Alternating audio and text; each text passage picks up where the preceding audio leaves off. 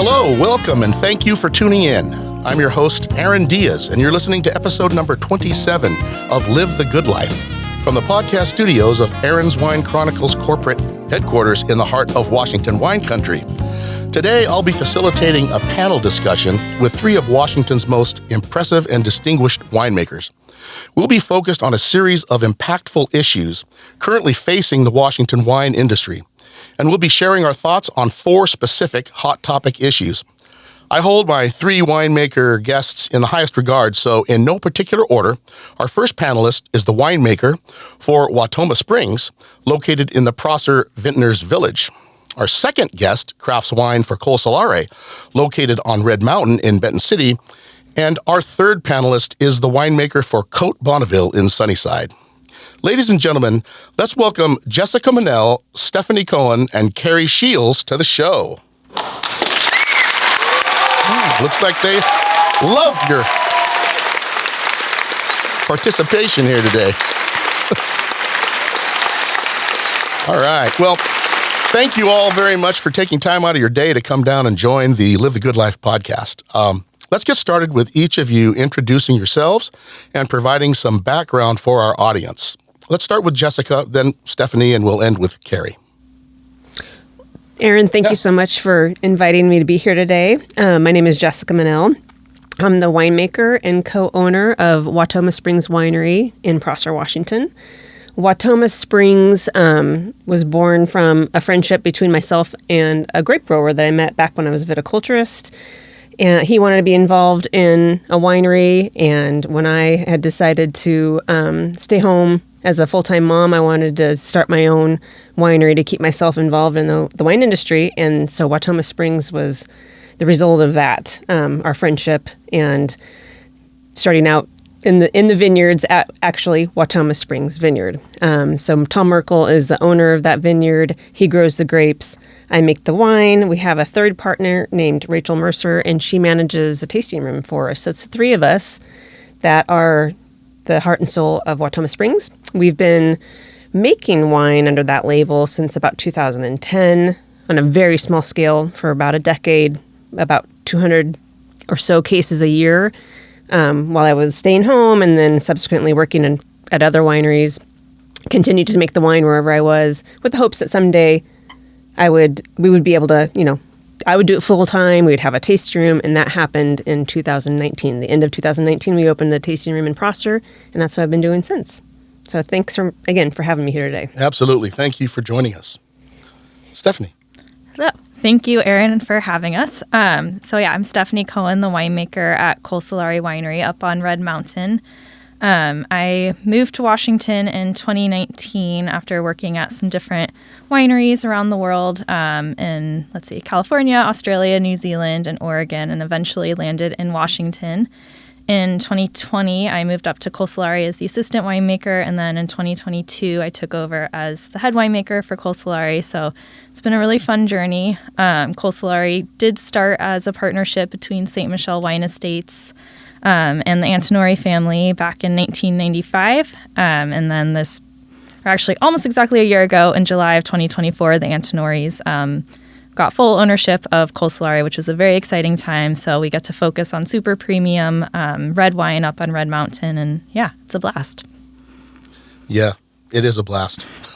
Because I'm up there quite a bit, actually. You are, regularly. I know. I'm surprised you haven't kicked me out yet. Carrie. Hi, I'm excited to be here with this whole group of people. This is really fun. I got started in the Washington wine industry. I grew up in the Washington wine industry. My parents planted DeBrule Vineyard in 1992, and that was around the time that I made my first wine. I needed a science project in 7th grade, and somehow making wine made sense. So I made wine through middle school and high school and detoured off into engineering for a while, but came back to it later. While I was off doing other things, my parents had established DeBrule as one of the most iconic vineyards. It's very unique and distinctive in Washington. We were one of the first vineyards to get vineyard designated and really recognized by other winemakers as a really special, unique site. So when my little brother went off to college, apparently my mom was afraid of being bored with empty nest syndrome and decided to start Côte Bonneville. And unique at the time, in the early 2000s, 2001, we were one of the only wineries that was focused on 100% estate. We were focused on classically styled wines that made context in the global world of wine. Washington is young and dynamic and innovative, but some of those things are harder to convey when you take the wines outside of Washington. And one of Mom's ideas was always, if we're going to be a world-class wine industry, you have to make wines that make sense to people in New York and London and San Francisco. And she said, why don't we make those wines? We need to make wines that are, as a region, we need more wineries that are making wines with context, making wines that are correct, making wines that are age-worthy, making wines with a sense of place, making wines that have that full control from berry to bottle. And she was like, why not us? So when I retired from engineering, the standard was really high if I wanted to come home. So I also did vintages in other places. I worked in California, Australia, and Argentina, and got my master's degree from UC Davis, and then came home in 2009 was my first vintage here in Washington. That's a neat story. Thanks. Have you guys thought about moving the tasting room to Toppenish by chance? No, I like the fact that my whole world in Harvest is 20 minutes from end to end, because in that 20 minutes is the vineyard, the winery, the brewery, my house, the grocery store, and the tasting room. And where else could you possibly need to go? As a Toppenish Wildcat, Sunnyside was our arch nemesis in high school. Oh, I'm sorry. That was back. But you can grow as a person and as a wine drinker. I can. I just haven't let it go. Well, that's great. I appreciate you guys introducing yourselves for the audience. Again, I want to thank you for being here.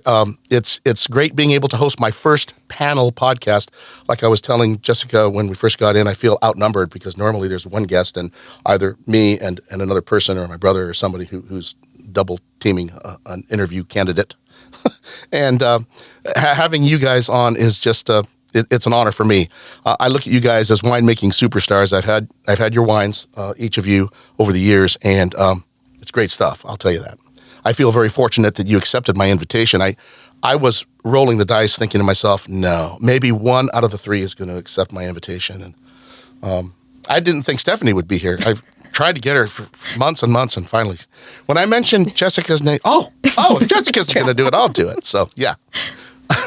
So, as you guys are probably aware, it's a tradition here at Aaron's Wine Chronicles to, while we're in the studio, to be enjoying some sort of libation and usually some hors d'oeuvres while we record the episodes, and we're doing just that. For the wine, there were two wines that were decanted. The first was a bottle of 2019 Troth Cabernet Sauvignon, crafted by winemaker Ray McKee. This wine is from Horse Heaven Hills AVA, part of the Jeff Andrews team out there at Andrews Family Vineyards, and it's a really nice cab. The second bottle is a 2019 Devison Vintners Phantom Lamb Syrah, crafted by winemaker Pete Devison, and the wine was sourced from the Royal Slope AVA. And we both have some unique perspectives on these wines as we've been drinking them before we actually came into the studio. But I hope you enjoy, and cheers to the three of you coming and joining the podcast. Cheers. Cheers. Well, and I think it's great that you open these two, especially the Devison, because they are releasing a De Brule Vineyard designated wine next year, I think. It's still in the barrel. They haven't bottled it yet. But great. It's a new project for them. It's been a few years since I visited Devison. They're out on Powerline Road in Walla Walla, out there with a beautiful view of the foothills of the Blue Mountains, and I just love that place, but I haven't been out there enough. So it is time now for us to address some important topics of significance in Washington wine. I want this podcast to hopefully be able to open some eyes, get people to listen to it, and maybe have a fire lit underneath them with regard to what's facing the wine industry now and in the next 5 years. It's very important that the things that we're going to be talking about today, that people actually take some tangible steps towards addressing these issues. It's one thing to talk about them, and we probably will have some really good suggestions about what to do or what could be done. But if nothing happens, it's going to be dire for the industry, especially for the small production wineries and even the medium production wineries, because the economy is not where winemaking is really succeeding right now. It's a challenge. I know it is a challenge. Now, I'm not a winemaker. I don't run a tasting room, but I'm a consumer, and I'm concerned about it because I love Washington wine. I love everything about it. I love the people who work in it. I love the products that you guys are crafting. I love what wine does for people when they open up a bottle of wine and they sit by a fire and they drink it. So all of that is the rest of us that are out there in the audience listening to this. I hope that maybe, somebody from the Washington Wine Commission or somebody from some organization that can really make a change, maybe this will start to initiate the ball rolling down the hill for some tangible actions to address some of these things. So I want to thank my guests for collectively identifying a list of topics that over the past few weeks have been whittled down to the top 4 issues of discussion, and we're going to get into it right now.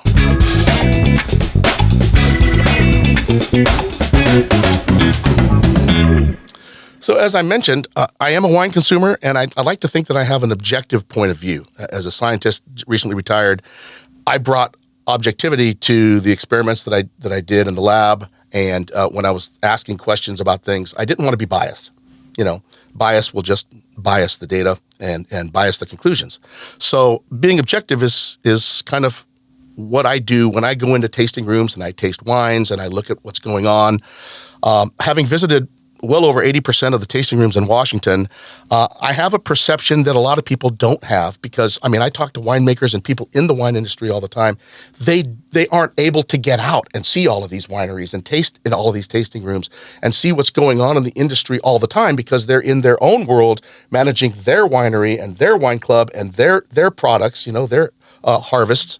And so, for me, I'm kind of on the other end of the spectrum. I'm out there all the time visiting tasting rooms and looking at who the clients are. What are tasting rooms being filled with people who are baby boomers and older people like me? Yeah, they are. And how long is that going to last? Well, until we die, probably, right? And that's coming up pretty soon for some of us. Not me, I hope. But so we're looking at an ever-evolving demographic with regard to the consumers of wine. And from my perspective, I think that in general, now there are some wineries out there, some wine-related organizations that are doing a pretty good job. But in general, I would say 3 out of 4 wineries are not doing anything effective to target and market wines to the younger generation. I'm talking people in the ages of 20, 30s, maybe early 40s, but really 20s and 30s. I just don't see it. They're not targeted. I look on Instagram and Facebook and Threads and X and TikTok, and I don't see advertising that is going to catch the eye of a 25-year-old guy or a 24-year-old girl. I've got a 24-year-old daughter, and I took her and her best friend out wine tasting the other day to Walla Walla. And almost everywhere we went, the people that would sit down with us and start talking with us about wine didn't say a word to me, but they were talking to my daughter and her best friend because they were trying to get information out of them. So what attracts you to wine? What do you go out with your friends? No, this is my first time wine tasting. My dad took us out, right? And so it was this discussion, and I could tell where they were going with this. The Seven Hills was one place where they were really interested in trying to get the perspective of the younger people. What could we do to the tasting room? And they're playing Sinatra on the radio or on the music, right? And I love Sinatra, I love jazz, but it's not going to attract 20-something and 30-something people, right? And so there's a whole lot of different things that this topic, this area of this issue that the wine industry is facing. There's a lot of sub-questions and sub-comments that are going to be generated from this. But I think that the industry needs to do something different. They need to do something more effective. They need to reach out to the younger generation. How they do that, I don't have all the answers. I don't know if you have all the answers, but it's going to take people coming together and trying to do this in a way that targets that market effectively. So that's the topic, and I'm opening it up to you guys to talk about. Well, I think you made a good point about the people that are in tasting rooms tend to be older, and so that they have the money and they have the time to be out wine tasting. Right. So I think that's a hurdle, is young people maybe don't have the income to spend on luxury wines. So I don't know, I think as a winery owner, thinking about how can you be there for everybody? How, I want the older customers that come in to feel comfortable and not like they've just, walked into a nightclub. But you also want, for young people to feel like they're not intimidated, they can come in and they're going to get a great experience as well. And I think that's a challenge. But I think it's the age. I'm hopeful that as the younger generation, Gen Z especially, because millennials are already of drinking age, but it's Gen Z ages, and they if they can buy a house, settle down and start a family, buying wine and having a dinner party will become more of, how they spend their time. And I think that's the spark that gets people into, well, I really like that wine. I want to go visit that winery. And then they go out and maybe become loyal to, like you are, have a few wine clubs. And I think that's something that comes with age, really. And that's I think, probably one of our problems of our industry. You think money is really a factor? Yeah. I do too. But I know what it costs to go out and have a couple of cocktails, right? And cocktails are not cheap. You have 2 or 3 cocktails, you're paying $15 to $18 per cocktail just for one person. And the beers aren't cheap either anymore. You go to these microbreweries and stuff, and you're going to pay $8 to $10 a glass for a beer, right? Right. And so if you're young, money is part of it, but I think there are other factors that we need to try to hone in on as well. Besides I do agree that money is part of it. Now, the wine industry is very interesting that way because there are many places that have a diverse spectrum of wines that start in the very reasonable price ranges and go up to their flagship wines that could cost $100, $200 or more. And if you live in Napa, that's not even barely getting started, right? But so what I'm saying is price can be one of those funny things. And maybe that's one of the things that wineries can do is focus on making more wines that are in that price range that can be attractive to younger folks, because just paying rent is killing kids these days. Trying to find a way to get a mortgage, that's almost impossible these days. So that's just a comment. I think for lots of reasons, including the economy, the cost of living, all of the uncertainty in the world in general, which makes people not super excited to go out and spend money on things necessarily. At the same time, people are still spending money. People are still doing things for fun. I think the concept of people drinking less but better and more intentionally, just consuming more intentionally, is not, that's not a bad thing. That's what we all do, right? If you were just about consumption, I would buy the cheapest bottle of wine on the shelf. If I want wine that's interesting, that has a good story, that has good people, that has the connection, that's when I turn to wines like Côte Bonneville. And how do we tell those stories in ways that resonate? And it was years ago that somebody called me out for the blog post was, why do all Instagram profiles suck? And there were 3 counter examples, and we were one of the ones that was doing a good job. And which I was very honored by, because I work really hard at trying to tell our story. But I don't think what I'm doing is that exceptional. And I am, by the internet definitions, I'm old, right? Like, I'm not 20. And so I think there's a lot of potential to how do we reach people? How do we, if you look at the kids these days, in quotes, like, what are they looking for? They're looking for authentic beverages. They're authentic experiences. They're looking for things that are not adulterated. They're looking for things that they know the story behind. So why are they drinking seltzers instead of wine? Do you think it's because of the nutritional label? I've often wondered if that's a barrier for some people, because it's a mystery with a bottle of wine, what's in the bottle. We're not regulated by the FDA. We don't have to put a nutritional label on our wines. There's no calorie content or net carbs. I think that's part of it. I think it's also convenience, because honestly, I don't know why it cannot be flavor, because those things are disgusting. But but you can say, oh, if I I can have 3 of these and my carb, or, for people that are, in the diet culture or something, the sparkling alcoholic beverages, it's all there. Where with wine, people are guessing what what they're getting. And I feel like maybe we've shot ourselves in the foot a little bit by not putting that on our labels. But even if, labeling is a whole can of worms. And I think one of the challenges with labeling that consumers don't always understand is how much of a burden that can put on small wineries, mm-hmm. where if you're a large winery, it's so much easier. But for small wineries, if you're going to do anything before bottling, the time in which it takes to label, like just the process of doing that, really minimizes some of your options if you wanted to make any sort of minor tweaks before bottling. And that can be so do you want to sacrifice wine quality for labeling potentially? And as an industry, do you want to do that? There's a lot of... Yeah, I agree. So this is a whole nother can of worms. But I think even if you're going to drink seltzers when you're out boating on the Columbia River, to your point, Aaron, when you come have a dinner party with your friends, or when you sit down around the bonfire in the middle of the summer and you want something else to drink, like why is wine not that shared community sort of experience? Because everybody is talking about community in every industry, everywhere. Because the challenge of those generations is that they don't have the communities, they don't have the networks. The loneliness epidemic across the country.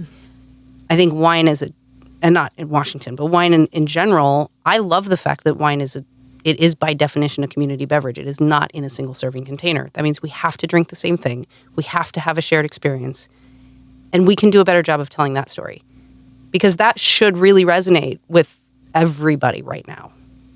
I think it's hard because wine has never really been a big part of the culture here in America. And so I think somehow changing, we almost need a culture shift. And so in Europe, like you grow up drinking wine with your family when you're a teenager. And like I had that experience of like tasting my parents' wines. And so that's why I got into it at a young age. But I almost think we could kind of leverage the older generation for sure. and kind of bring it to their families and kids and kind of use that as a way into the younger generation, because it's a challenge.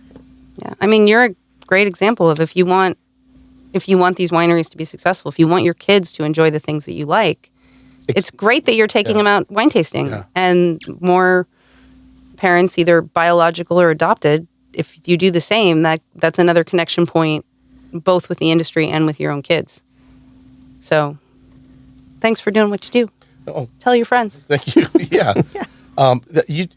Your comments were sparking all kinds of questions in my head. And because I'm old, I forgot about 3 of them.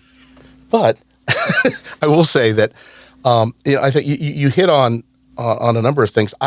The labeling, I can understand labeling, like nutritional labeling, might be something that is hard. It's a hard ask because it does cost more and it takes more time.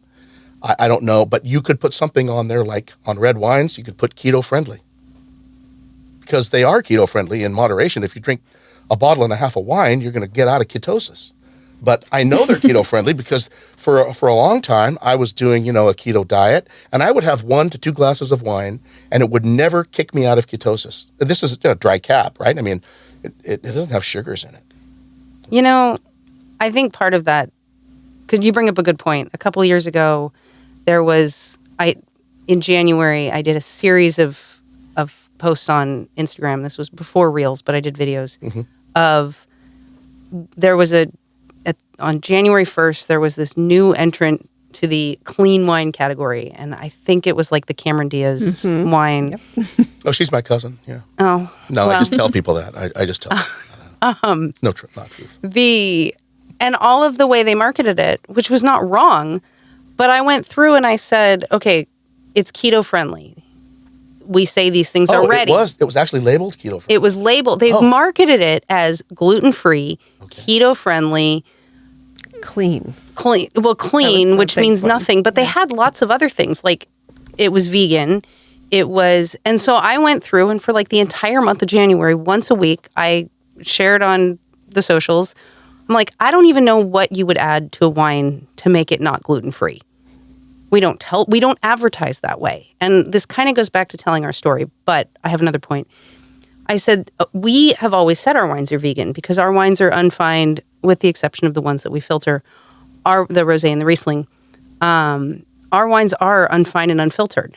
That means by definition they're vegan. I just don't use those words. They are dry, which means they have no sugar, which means they're a lot of people keto-friendly. can't translate that. They don't know that, right? But to my point, the people who were the most surprised at these connections were writers, like journalists. So I think some of it, when we talk about the wine industry, some of it is the wineries educating consumers. But I think the broader wine industry is there's media, there's bloggers, there's podcasters, there's educated consumers. I mean, there's a lot of people that can tell these stories and help translate, help make those connections that should be empowering listeners of this podcast who are not necessarily winery owners. Absolutely. So what are we competing against when we're going out to target the younger crowd for wine? What is the competition? Because if you don't understand what your competition is, it's going to be hard to actually develop an effective path to target them. So what are we up against? Beer? So much. Microbreweries? Well, I think there's so many options. Video games? For beverages, though, just beverages. And cannabis, I think, is impacting alcohol consumption. But yeah, beyond the seltzers, there's, coconut waters and kombucha and so many, if people are spending so much of their dollars on beverages, when there's so many options today, that means that we're just getting the smaller slice of that pie in the wine industry. I think there's just, even within a grocery store, and you walk, go to the wine section in a grocery store, how many other items in a grocery store have that many choices? Maybe the cereal aisle.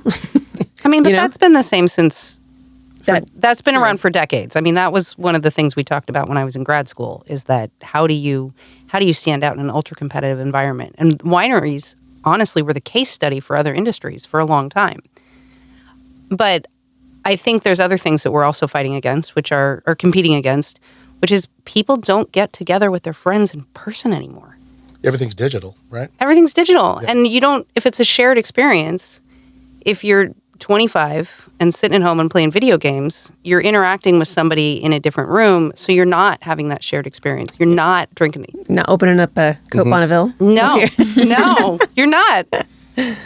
And so I think one of the things, going back to culture change, which is a great idea, it's, how do you introduce more wine to the culture, but how do you introduce more of that connection? How do you introduce more of those shared experiences? Because that's what wine is about. That's what wine has always been about. And that, I think, is the biggest thing as a culture that we are trending away to. And and that's a challenge that everybody should be vested in, not just winery owners. If you look at some of the wineries here in our area, they're moving towards adding food trucks to their locations, which is big because, everybody likes to have tacos, right? Everybody likes to have some sort of food with and wine always goes well with food. This is why I make Riesling. What's that? Riesling and tacos. That's why I make Riesling. I mean, so some wineries are doing a good job of doing that. I know one winemaker, Victor Palencia, started putting wine in aseptic packages. And he still may go back to that after a while. He kind of took a break from it. But, when kids go down to the river, or they're floating on the river in tubes or whatever, or they're going wherever, skiing or whatever, you can't take a bottle of wine with you. And you can't store it in your car. I mean, there's a lot of logistics that aren't there with a 6-pack of beer or a bottle of whiskey or a joint. Right? When you have a bottle of wine, if you don't treat it just right, you're going to screw it up. So, and if you're going to pay a decent amount of money for wine, you want to make sure that you give, when your friends crack it open, that it's the best it can be. So this aseptic package idea was a really good idea.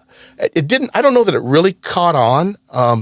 When you think about it, it's the same thing as boxed wine, because all they have is an aseptic package inside of a box, and you're right, and it stores for, red wines can store for up to 30 days in that and not really change a whole lot. So there are some ideas out there that people have at least tried or are taking advantage of. But I think there's more to do there. I mean, I think more than just the ambiance of a tasting room, more than just the music that's played there, but also it's the digital footprint that these kids have. You mentioned that.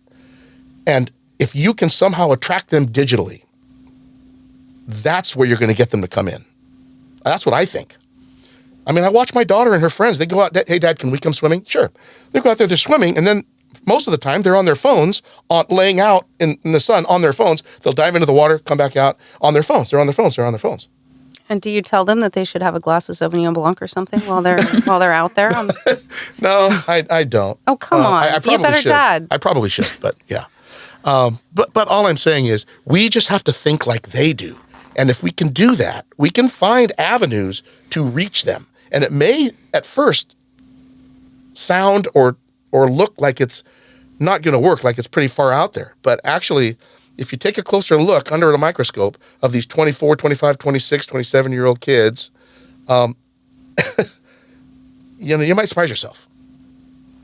Well, how about the low alcohol movement or no alcohol? I feel like that's being driven by a lot of the younger people that are, sober curious or there's so many, wellness influencers talking about their sobriety. And there's so many people that, the dry January turned into I've been sober for, a year now, and which is. I think it should be illegal, but. It's good for them. But as a small wine owner and a small winemaker, low alcohol wines are just, I can do it with our whites, but like the process of removing alcohol, it's a large winery kind of puzzle to figure out. And I don't know if that's the future. It's been, I think today I just was reading a clip about Treasury has some new patent pending technique for removing alcohol. They did something in Australia that's going to be huge, and that it keeps the flavor, because that's been the issue is when anytime anybody removes alcohol from wine, the resulting product is not inferior. That's good. Yeah, it's inferior, and so they potentially have something. I get scared just hearing that. Taking alcohol out of wine, I might have to edit that whole thing out. No, I'm just kidding.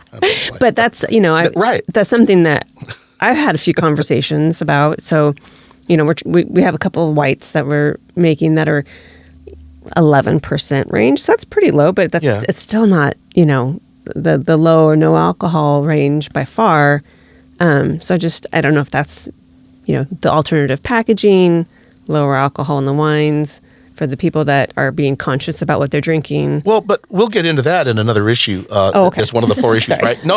I'm just saying that for the audience that we will touch on that, right? Because I think you had an idea when we were coming up with these issues about how do we advertise the healthier aspects of drinking wine over the competitors, and that's big.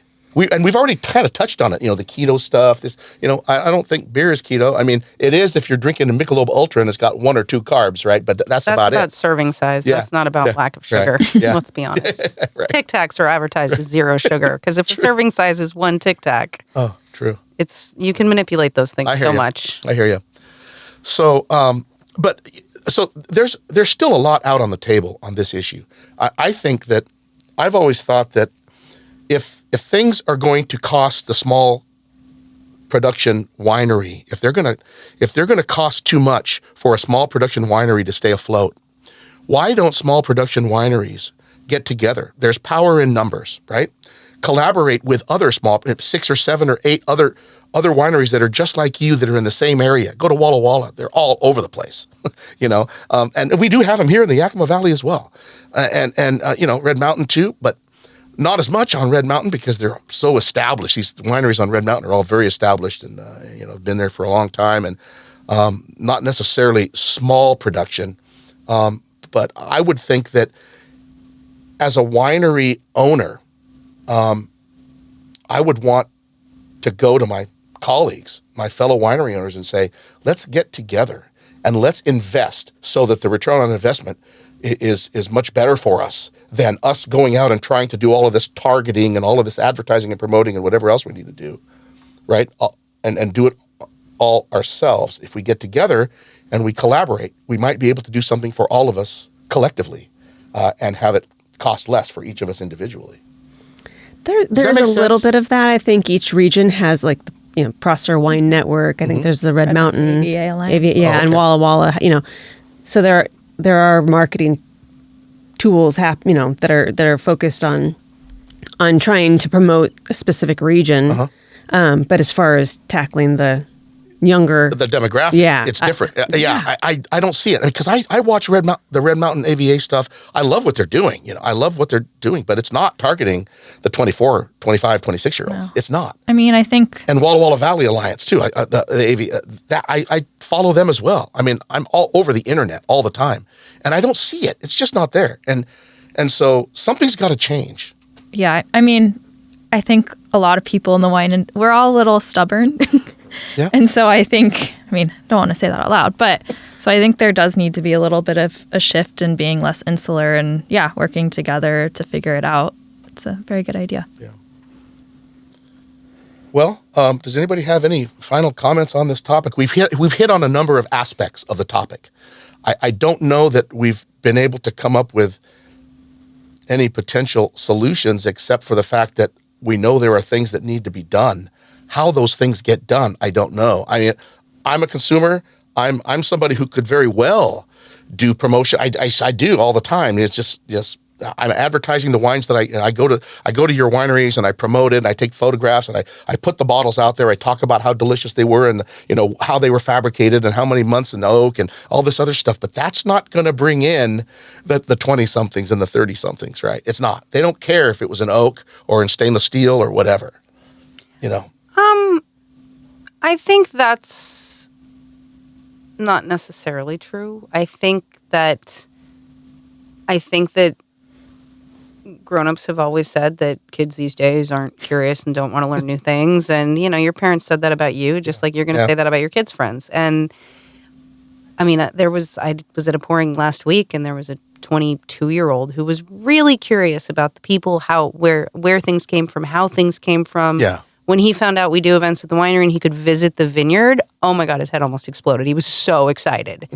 And he found this wine shop because they were doing tastings. People were welcoming, people were exciting, people were cool.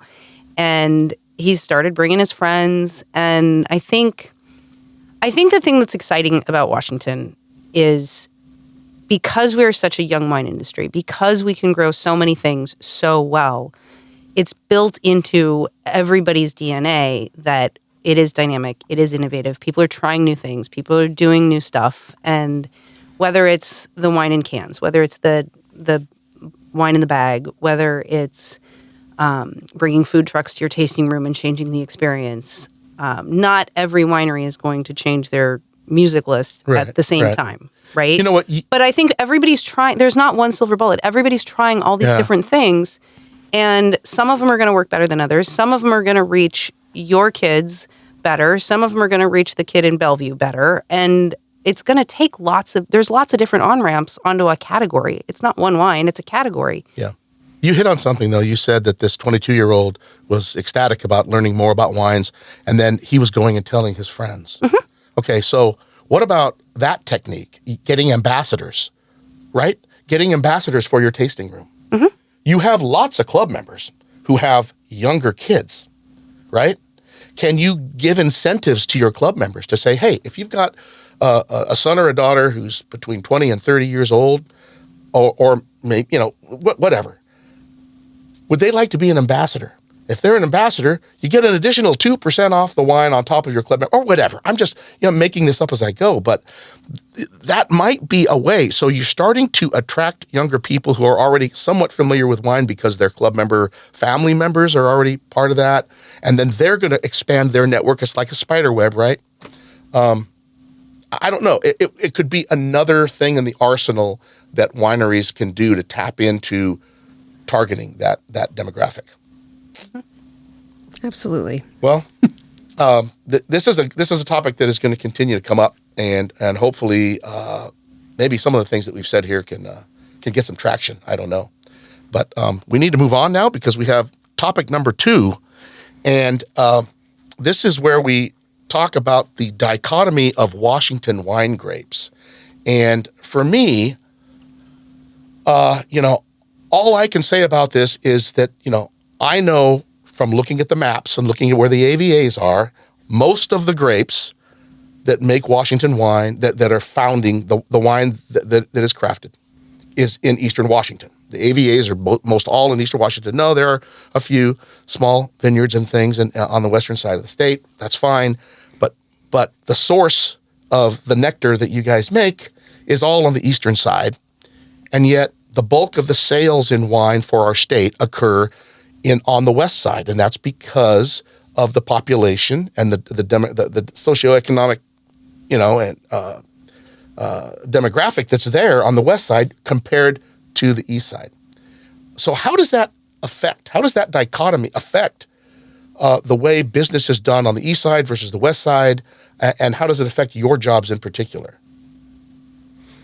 I'm always surprised whenever I'm at a wine event on the west side, talking to consumers, how many of them have never heard of Prosser or will comment, oh yeah, I've been meaning to get over there, but just the fact that the mountains exist and they can't get over the mountains to the east side, like it's just not, it's like it might as well be on the other side of the world or something.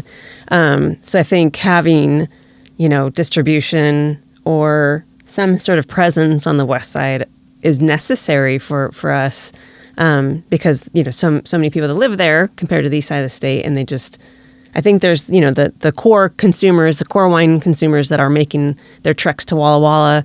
They always come every September or whatever it is, but that's a small percentage of the population. But that's a costly thing, right? I mean, for Wautoma Springs to open up another tasting room on the west side, now you got to pay the rent for that little building that you're going to have or whatever you're going to do over on the west side at their prices. That not all wineries can afford to do that. Right. I agree with you, though. If you can. I mean, I'm seeing more and more wineries do it. I saw Charlie Hoppus do it with Fidelitas recently, right? And so, I mean... Well, so it could look as, as having a distributor getting your wines into wine shops. Yeah. Or just being, getting yourself over for the events to try and get your wines in front of consumers. But as soon as, I don't know if you guys have seen this happen, but I feel as soon as I say, somebody's like trying our wine, oh, where are you guys located?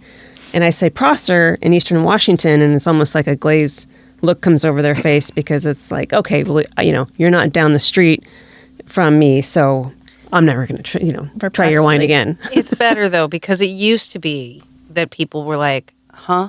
There is another side of the mountains? We didn't know there was a dry side. And now at least they know we exist. Well, they wouldn't have wine if there wasn't the other side of the mountains. I mean... But a lot of people don't know where their food comes from. Yeah, that's true. It comes from the grocery store. Yeah. It's Stephanie, what I are your think thoughts it's on tough.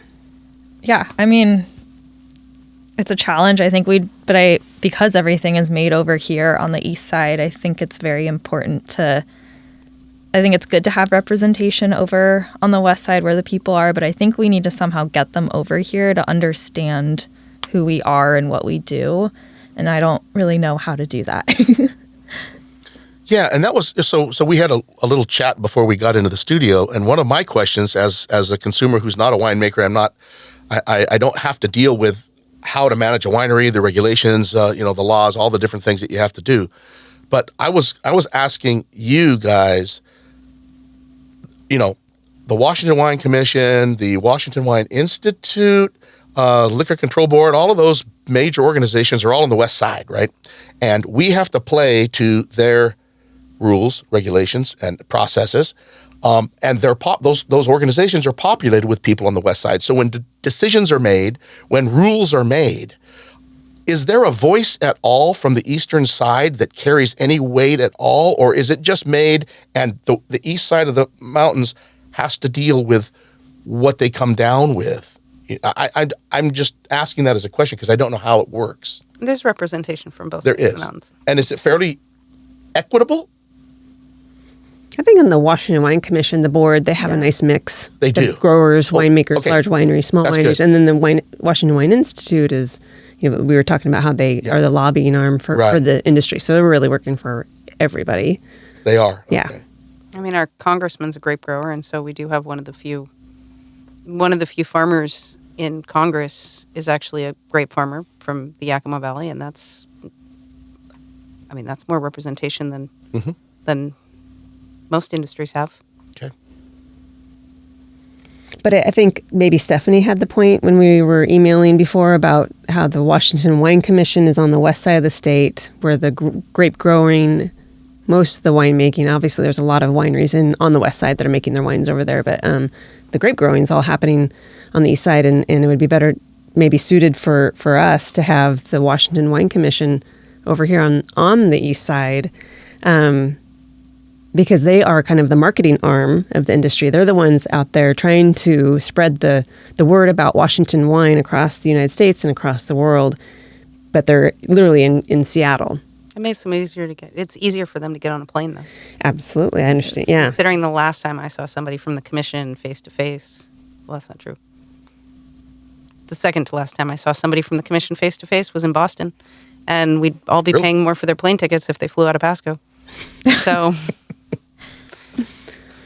yeah. No, I mean, I think there is good representation, and I would say that again, this goes back to the fact that how do we be creative and how do we be innovative? One of the other things that forces us to do is be better, because if you look at the highest quality regions globally, Burgundy doesn't have the consumer base next to the farmers. Burgundy was always, we have to find a way to sell our wines someplace else. So they have to be better. They have to increase their quality. They have to increase their marketing. They have to find strategies to not just sell to people in their backyards, because local is great, but local doesn't mean you're good. And Argentina was a great example of this. They used to drink more wine in Argentina than they drank in France. And then when consumption in Argentina started dropping, in order to keep producing wine, quality had to go up, because they couldn't compete on a global market if their quality wasn't better. So it was really a blessing for the quality of the industry, and it was a driver to be better when they had to compete with people who weren't in their backyards. And so I think it's a challenge, but it's also a huge opportunity, because I think if you're serious about wine quality, you don't make your wine in Woodinville, personally. Again, I think my world in harvest being 20 minutes end to end is hugely important, because it means I can get to the vineyard in 20 minutes from wherever I am.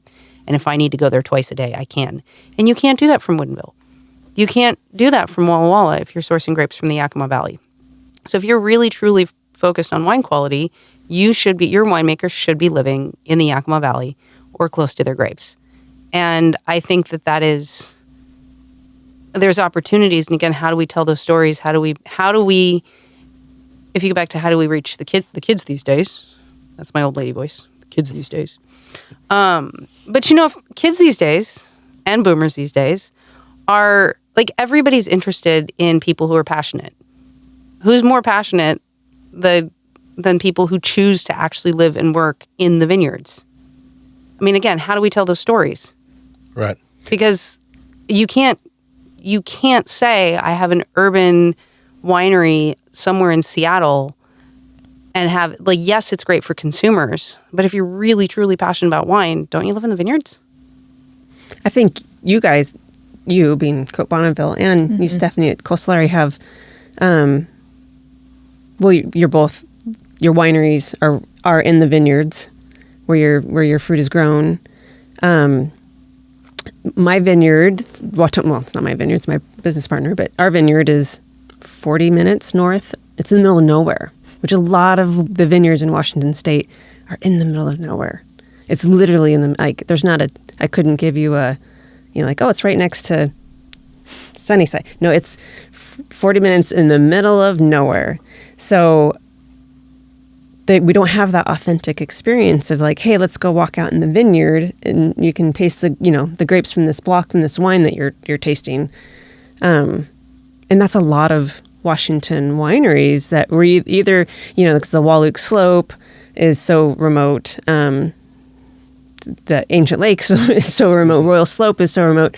Or there are people that are sourcing fruit from all, many different AVAs. And so you have so we're, in the Vintners Village in Prosser in the heart of wine country, which is great. And we're surrounded by other wineries. That helps a lot.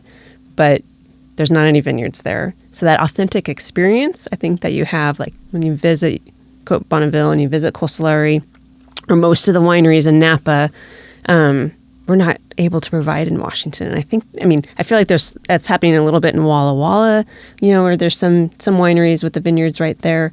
But for the most part, I feel it's like when you come to Vintners Village in Prosser, it's not that much different of an experience than going to like Woodinville, because it's a bunch of tasting rooms. Even though you're going to drive through wine country, you're going to see, the vineyards and hops and apple trees on the way there. Our vineyard, no one wants to go out there.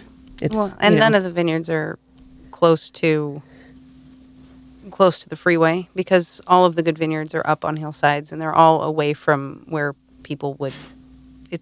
You see more hops than you see, right, and you see more mint. But I wonder how much that's a negative for us, is just, and the fact that there's like, way more wineries than there are growers. And so there's like a handful of really big growers producing a lot of fruit for a bunch of wineries, which I think it works well for us in the industry, but I don't know if that's been something that, as it has evolved, maybe people don't feel that connection that you were talking about, because yeah, there's almost like too much diversity of like location and what we're doing. Mm-hmm. So it's hard to kind of find who we are, I guess. It's pretty great that you can have a wine from the Horse Heaven Hill, the same winery, maybe a Horse Heaven Hills wine and a Royal Slope wine, if people are sourcing fruit from those places. But if you're a consumer, that might not mean anything to you. Yeah, it's a little bit more like I'm going to the grocery store and just picking whatever. Or it's more of where Burgundy does a good job of telling their sense of place. Bordeaux is much more about the houses and the wineries, and really they don't talk so much about where the fruit comes from, specifically at a vineyard level, the same way that they do in a place like Burgundy. And I think Washington tends more to that Bordeaux model, that it's about the houses, not about where your fruit comes from. And I think that is, obviously it works in Bordeaux. It can be successful, right? But I think the diversity has long been the challenge and the opportunity of Washington. And I don't know if I'm jumping ahead or behind here, but I think there's just such a disconnect of, it takes so long to make wine. Like somebody asked me 3 days ago, why don't we make Sauvignon? Are we going to make Sauvignon Blanc? And I'm like, okay, we know it's trending, but first of all, what do you want me to pull out? And then because we don't have any land that's not planted. And then I'm going to plant the grapes, and it's going to take a couple years to get a crop. And then it's going to take, say we don't even wait for the vines to mature, but say we make wine on year 3, but it takes 6 months to make Sauvignon Blanc. So if I started today, it would be 4 years before you saw your first bottle of wine. And yet there's so much pressure from the media and consumers. And part of it is we can do so many things, but when everybody always says, what's the new thing? What's the new thing? What new varietals are you working with? What new vineyards are you working with? What new styles are you working with? Do they not understand the limitations? Oh, the constraints? Somebody's always planting something new. Somebody's always got something new. And it's the strength of Washington. It's dynamic, it's innovative. But if you look at Burgundy and Bordeaux, like those mean something, because there's a Bordeaux red is, you don't know exactly where the grapes came from, but it came from this region, and it came from one of these 5 grapes. And in Burgundy, Burgundy's so simple. It's from this part of the hill, and they tell you how far up and down the hill it is. And it's only one of 2 grapes.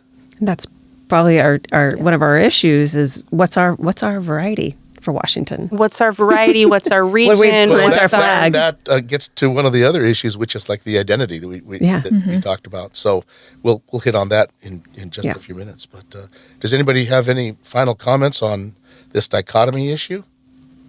I think it plays really well into identity. I don't know if that's next, but Well, the Washington wine industry wouldn't exist without the Cascade Mountains separating us from the west side. So It is our identity. yeah.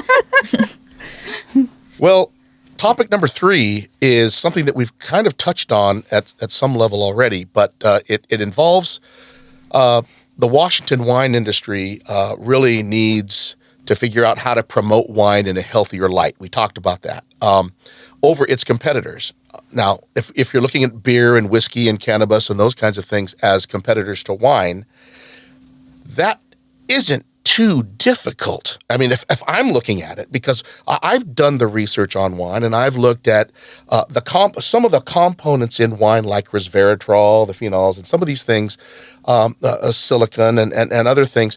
You look at studies that have been done, and these are reputable studies by medical institutions, Mayo Clinic, publishable information in the New England Journal of Medicine, and these kinds of things, where they've studied these components that are in wine. Not studied wine, but they've studied resveratrol on anti-aging and cancer fighting and all kinds of other things.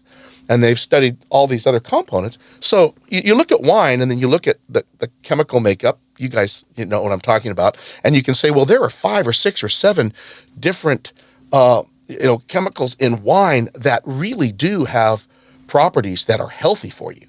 Now, if you're going to have 3 or 4 bottles a night, you're overindulging and you're going to kill your liver. But if you're using this in moderation, I think it's not a hard challenge to really be able to market wine as a healthy thing in moderation with food. You know what I'm saying? I just don't think you can justify it by looking at studies that have broken down components from wine. The reason I think it's a hard thing, and I'm really curious what your thoughts are on this. Legally, we can't do that. As producers, we can't do that. Who's stopping you? The government. The state government? Or no, the feds. Federal government? The federal government. How long has that been in place? Prohibition. I think that's been everybody's perception for a very long time, is that wine is good for you, right? The French paradox. You have a glass of red wine every day, whatever. Like, everybody has had this idea about wine being a healthy thing to consume. But this past year, the World Health Organization came out and said that any amount of alcohol increases your risk of cancer. And there was no designation between beer, whiskey, wine. It was just alcohol. And so there's been multiple reports, and I feel like it's every week I'm hearing somebody has sent out a report or there's something in the news about, and it's just labeled as alcohol to deal with your increased risk of cancer. So we're all lumped together, and I think it's having a super negative impact on our industry. Couple that with the people that are drinking less, sober curious, or what did you call it? Like focused consumption. So I think it's not been great for us. And yeah, there needs to be a really loud voice shouting about the health benefits of wine, for sure. Because right now it's alcohol. I feel like it's almost like alcohol has become the new cigarette. The guy who's really pushing that, the anti-alcohol lobby, that it's Canadian. He was doing a bunch of studies for Canada, and they were like, this is not good science. And that's the study that kicked him out of Canada. He came to the U.S., and I listened to a podcast that he was on, and the guy asked him, do you still drink? And he said yes. Did he say how much? I guideline? don't think they asked him that. But when he said yes, I just said I can't even. Well, it's only Robitussin that he drinks, right?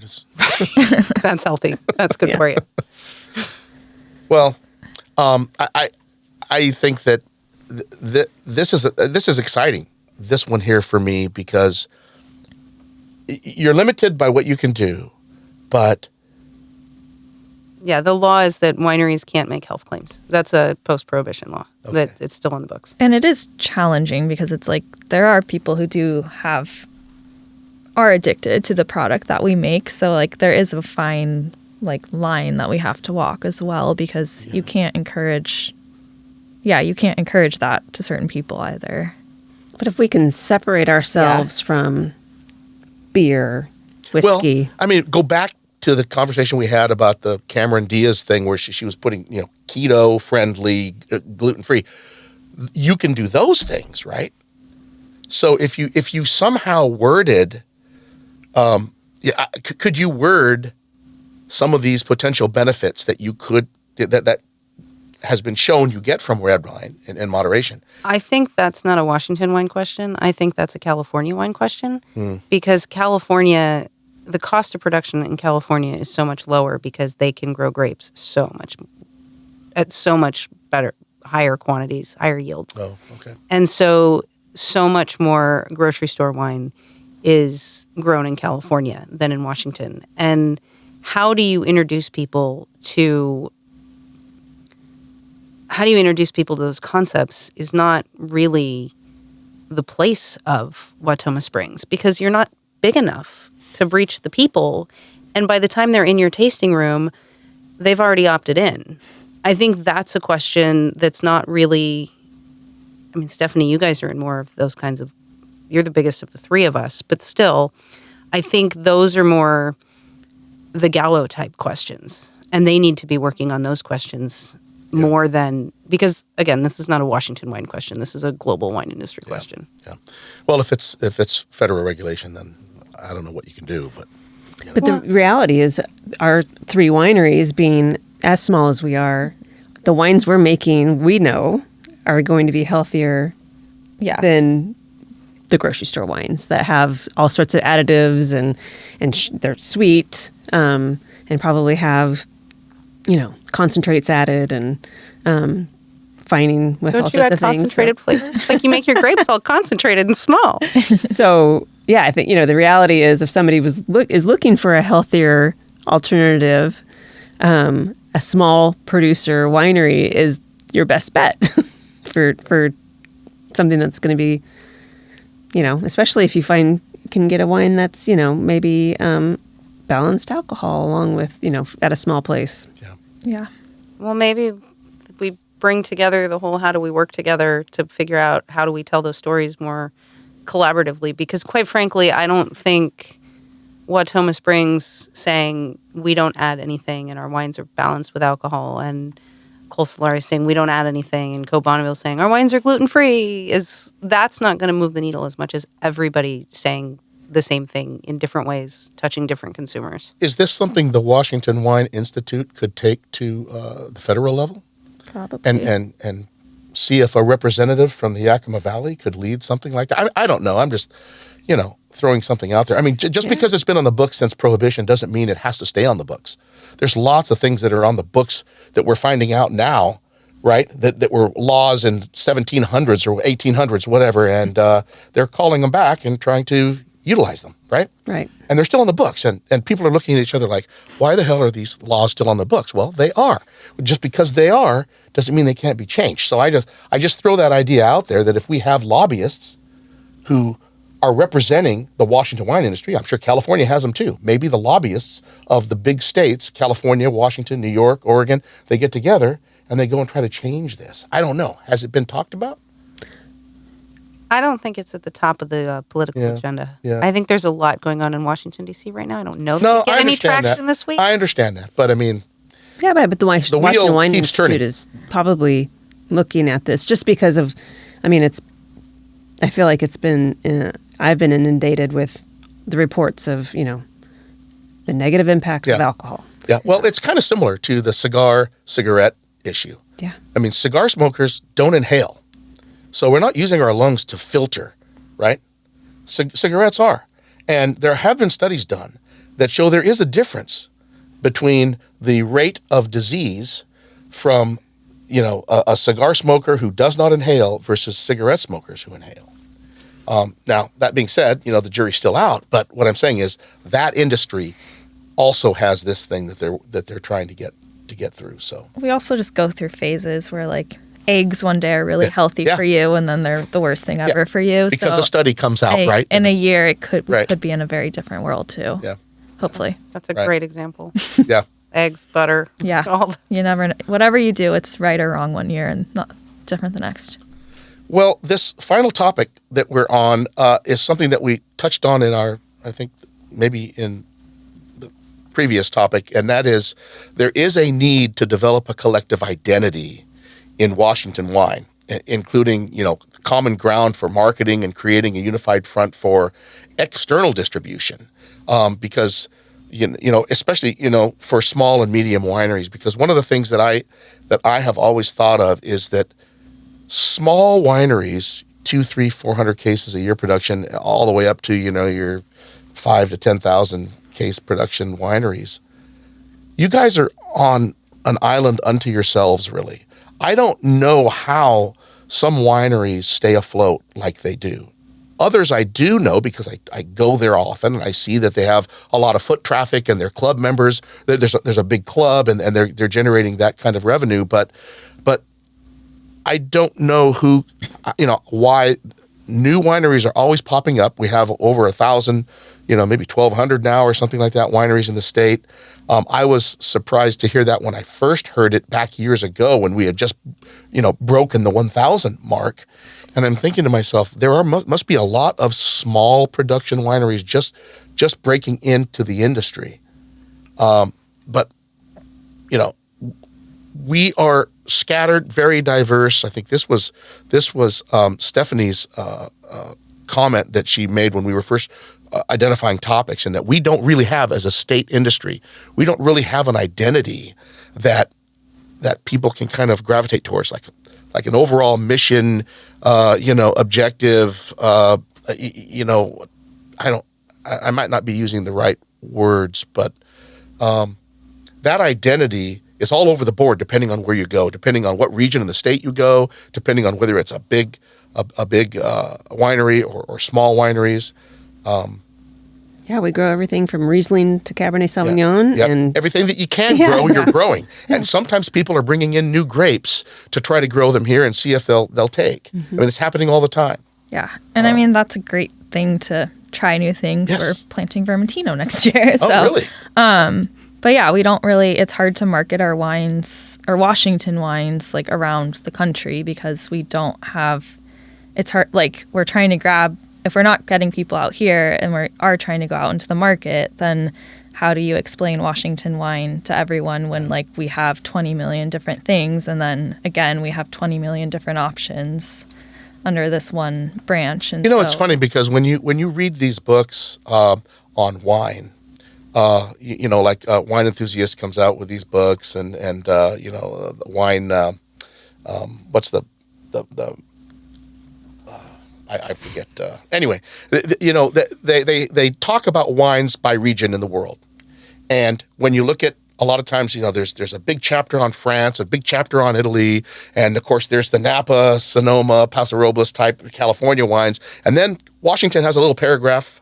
They're growing. They're getting bigger. Yeah. Every right. time Oregon they revise the book, they're getting bigger. Right. I agree with you. But again, that little paragraph doesn't really capture almost anything. That when you go into Washington wine and you start looking at in detail at what's going on, that little paragraph does absolutely no justice for Washington wine. And I think it goes towards that very comment that you have made here, is that there's no identity. I don't know how people in Europe look at Washington wine. They're very confused by it. Are they? Okay. Well, and that's probably because we have actually, some of them are confused by it. We have a lot of writers who come from Europe and they get to Côte Bonneville and they're like, finally, this place makes sense. Because the distance between the vineyards and the winery don't make sense in Europe. In Europe, you wouldn't be... 40 minutes is close enough, but 3 hours driving over a mountain range... They don't have vineyards and wineries that separate in Europe. Okay. Everything is much closer. Is that by law? I mean, do they have to do that, or maybe? Maybe in Italy it is. I don't. I mean, in Washington, your vineyard and your winery, to be an estate winery, or you have to have things in the same AVA. Yeah. There are different rules for vineyard designating or AVA designating if it's not an estate winery, but I don't know. I mean, it's just when you've been making wine for hundreds of years, you didn't drive 3 hours away. That was before cars. Right. But also, the last time I went to Burgundy, one of the winemakers said, I'm so excited about Washington because you guys are doing such cool things that legally we can't do in France. And I think it's really interesting that because of climate change and the world changing, they changed the number of grapes that are allowed in Bordeaux. I mean, earlier I even said, Bordeaux is one of 5 grapes. It's not anymore. They changed the rules. But how does that change the wine? How does that change the identity of Bordeaux? What does it mean that you can plant Portuguese varieties in Bordeaux? Does Bordeaux mean the same thing, or is Bordeaux having an identity crisis? Mm-hmm. And I don't know the answers to those questions, but I think also diversity in a changing world is a huge strength, because if we're looking at do you want to pin your whole industry on Cabernet or Sauvignon Blanc's trendy. We'll go back to, do we want to pin the whole industry on Sauvignon Blanc with climate change and either the trends change from the market perspective or what grows well here?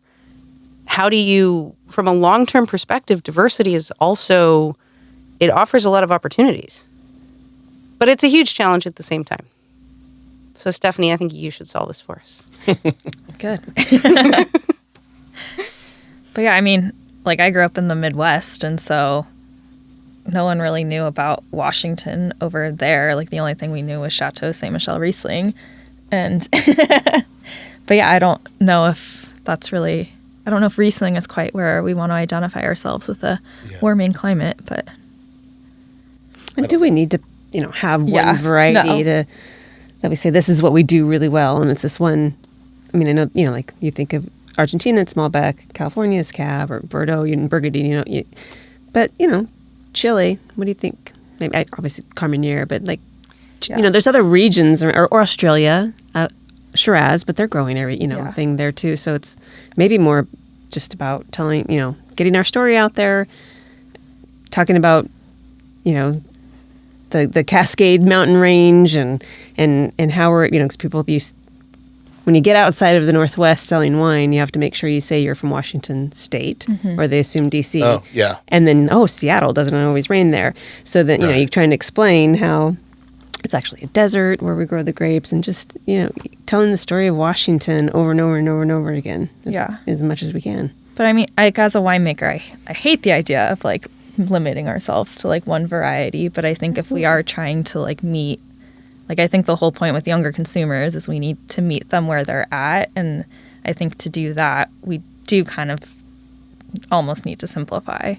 I don't know. But then again, don't younger consumers want to come in and taste all of the variety of things don't they want to taste Vermentino with the Cabernet? I don't know. I mean, I think, like the elite, I mean, I guess, like, the small wineries, I think that is good, but then I think we do need bigger wineries to be successful in Washington, I think, to kind of share the Washington name, because we don't have enough wine to be in every restaurant and every store. Right. And so I think we do kind of need some, like, bigger winery to kind of be, like, the face and to have, like, the key wine from Washington that people know and love, and then that kind of brings them in and then gets them to the smaller wineries. Well, look, Chateau Ste. Michelle has been that for Washington, right? At some level. Oh, yeah. Yes, yeah. Okay. 100%. I think we don't have a huge tourism industry. I mean, I'm saying that maybe just about the east side of the state. I know Chateau Ste. Michelle would see, like, something like 200,000 tourists a year, but we're not necessarily drawing folks from Chicago to come to the Yakima Valley, right?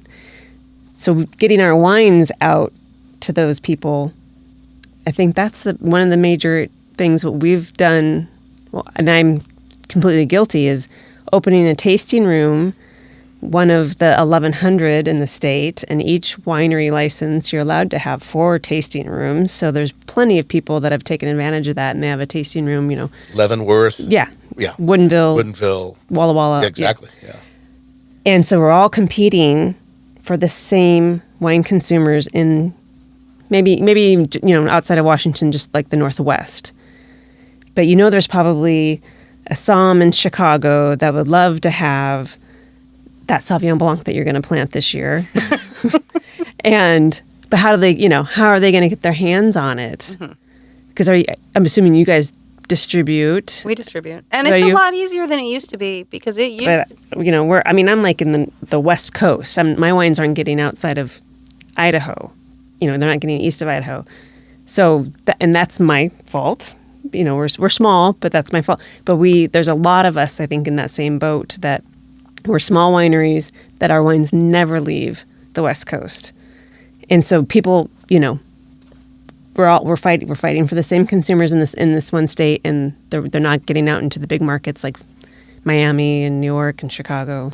And I will say this has changed dramatically in the last 15 years in that there are so many more wineries that are now above that 10,000 case level. It is so much easier to go to Boston and talk to distributors about the other Washington wines in their book.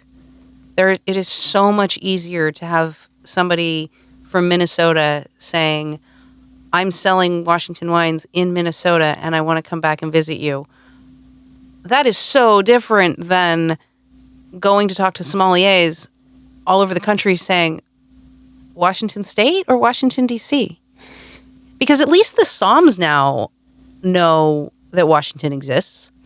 I mean, nobody's asked me what side of the Potomac we grow our grapes on since 2019. I'm taking that as oh, yeah. Oh, man. I mean, I was on the Psalms?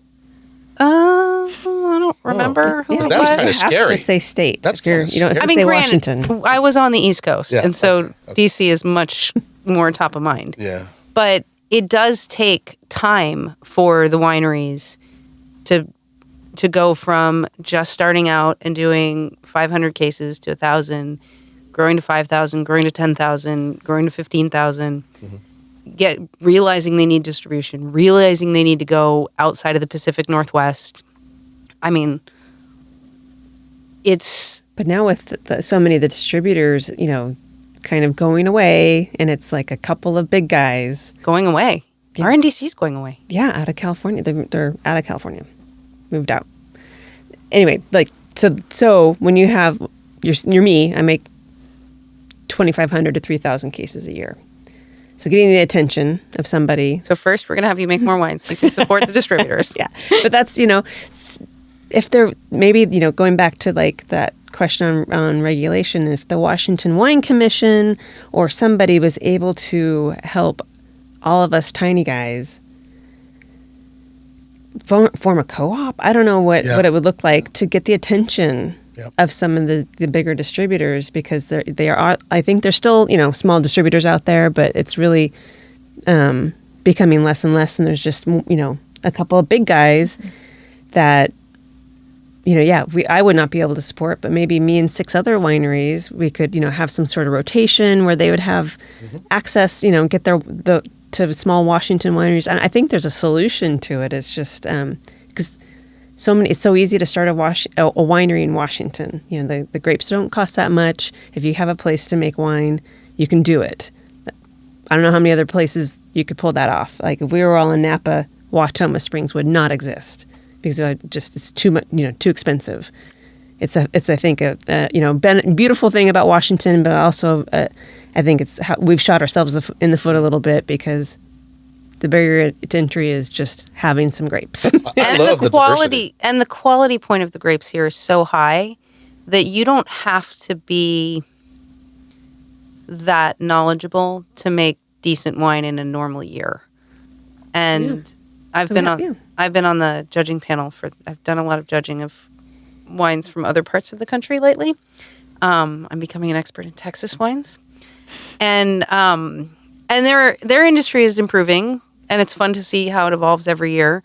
But sometimes we get things from other parts of the U.S., and I gotta say the quality potential in Washington is really high.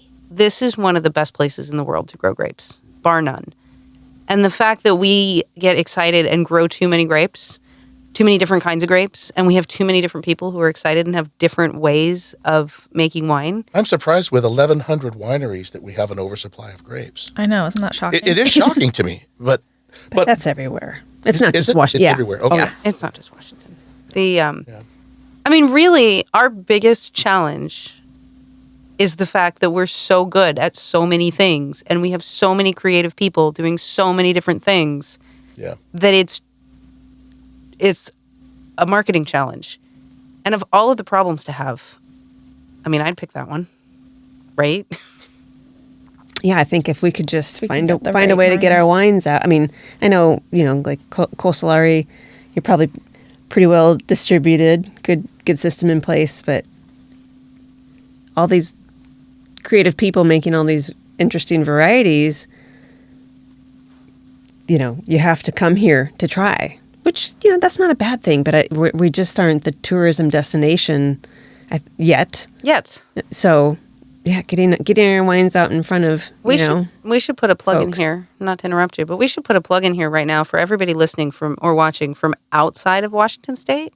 It's really easy to fly to the Yakima Valley and to Red Mountain and even Walla Walla if you fly into Pasco. Because I get asked all the time, how do we even get there? So PSC is the airport code. Look up your plane tickets, ask us where to stay, and come visit. Yeah. Yeah. Absolutely. Well, I have learned a whole lot today about your thoughts and perspectives regarding these 4 topics we discussed. They're challenging for Washington wine, and they're going to continue to be, I think. But this is a start. I mean, talking about it, becoming cognizant that there is the problem, and there are potential pathways to maybe alleviate parts of the problem. That's important. I appreciate the opportunity to host all 3 of you today. It was an honor for me. And I'd like to know right now, does anybody have any final thoughts on today's discussion at all that you want to talk about, bring up? Time for open mic. Not that it hasn't been all day, but I think did we beat the horse dead? covered things really well. Yeah. Yeah. Well, before we go, I would like to offer this time for each of you to give a plug for your own winery and vineyard, if you have vineyards associated with your winery too that you're operating, which I know you do. So let's go ahead. Jessica, we'll start with you, then Stephanie, and we'll end with Kerry. Sure. Again, I'm the winemaker for Wautoma Springs Winery. We're located in Vintners Village in Prosser, Washington. We have a beautiful tasting room, and luckily enough, our one of my partners is the manager. She's also an amazing chef, so you can have a great food experience when you come visit us. Do you have any events planned for the summer? We are so Prosser is doing a music festival in June 22nd, that weekend. And so each winery is hosting a different band. And so as a consumer, you can go around the whole weekend. Music is free, live music, every place around the Prosser area. Cool. So come visit us that weekend. It'll be beautiful. All right. Thank you. Yeah, I'm Stephanie again at Col Solare. We are located up on the top of Red Mountain. We have a beautiful view of our estate vineyard. Our tasting room is run by our amazing manager, Jen Porter, who would be happy to host anyone. And we do have some events coming up. We have yoga on June 21st, trying to appeal to the healthy community. And then we have, a lavender farm experience, kind of bringing the lavender to the winery, I believe in July. And then we're also going to bring in a local artist as well sometime this summer. And then we'll have a dinner in September. So lots of opportunities to do That's some cool. fun things, and we're trying to reach out to different consumers. My wife is a big lavender fan, Oh, so I got to perfect. talk to her. Yeah, about bring that. her out. I can't do the yoga thing though, but thanks for offering that. Yeah. I couldn't see myself doing yoga. I just can't. It's Anyway, fun. Carrie. So Côte Bonneville is, in case you don't know how to spell it, COTE Bonneville, like the car or the dam. You can find us on the internet, on all the social networks. You can come visit us in Sunnyside in the middle of the valley. And we do open up the vineyard a couple times a year. This summer in August for our pre-harvest party, we do take people out in the vineyard to show them. It's a really great time to visit the vineyards because it's right before the grapes are ready. You can taste this block I've almost made picking decisions at this vineyard walk before because we've been so close to harvest some years. I'm like, I'll probably pick this next week. I don't know what day yet. But it's a really cool opportunity to get out in the vineyard. Also, June 28th, we're doing a progressive dinner in Sunnyside where we start at the brewery in town. And I brewed the beer last week. We collab with them. And then goes to Cohen Cellars. Wait, you brewed the beer? Yeah. Oh, so you're a beer meister as well. 2 years ago, our dry hop blonde won an award for the best blonde in Washington. Awesome. I didn't know that. It's really fun. Cool. Yeah, we do one collab a year. Release it at the Progressive Dinner. So it starts at Varietal Beer Company, goes to Côte Cellars, comes to Côte Bonneville, and ends up at the Sunnyside Inn. And every place has a course and a beverage. And if you can stay at the inn, and just the whole thing is close and in town, and it's a good time. Awesome. Well, thank you. And thank you all for listening. Thanks to my panelists again for joining me on Live the Good Life. And that's all we have for today's episode. Again, for more of Living the Good Life, you can find us on Instagram and Facebook at Aaron's Wine Chronicles or online at aaronswinechronicles.com. And for a video podcast version of this episode, visit my YouTube channel at the @ Aaron's Wine Chronicles 6666. Thank you for tuning in. And remember, wherever you go, whenever you can, always live the good life. Until next time.